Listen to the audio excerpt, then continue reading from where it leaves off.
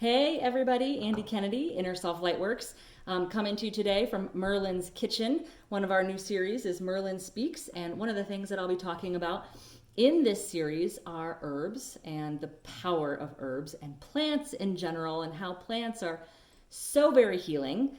Today we are talking about comfrey. And comfrey grows in our garden. We've had it in our garden for the whole 6 years that we've been in this house. And you can see it's a gigantic plant.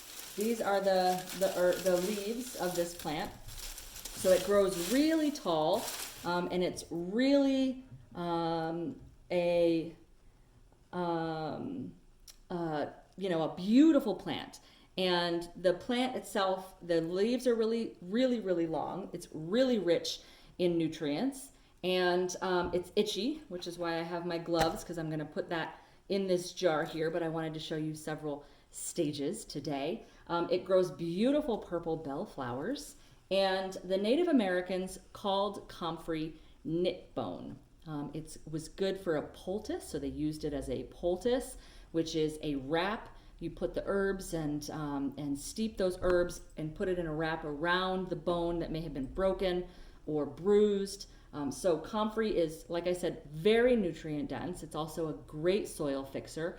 After I cut the comfrey down, and I cut it 3 times a year, actually. And so after I cut it down each time, I will take the bruised or not great looking leaves and put them around as kind of compost around the plants that are nearby the comfrey to help fix the soil, which means just return some of the nutrients to it. Whether that's calcium or nitrogen or, all of those things that come, millions of different phytonutrients, right, in plants like this. So helps to fix the soil. What I do is I put the dried herb in these half-gallon mason jars.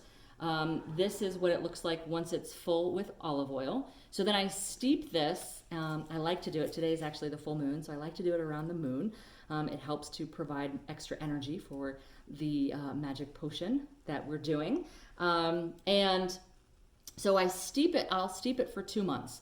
The olive oil comes out of that steeping. I then strain the leaves out, and it's a beautiful, you can see this. This is the refrigerated last year's version, but it's a beautiful green, bright green olive oil. And then we turn that into salve.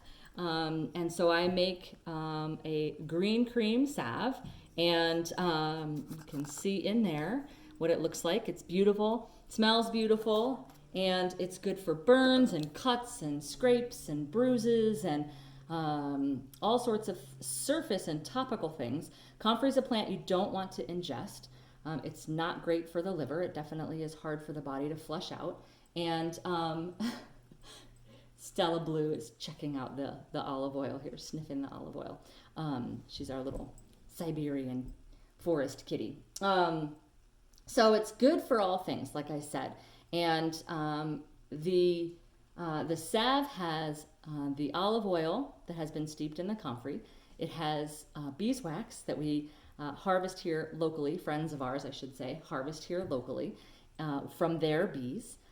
So these two are Routt County plants, the comfrey and the beeswax. It also has calendula in it, which is a beautiful yellow flower, also good for bruises and cuts and scrapes and healing topically of all kind.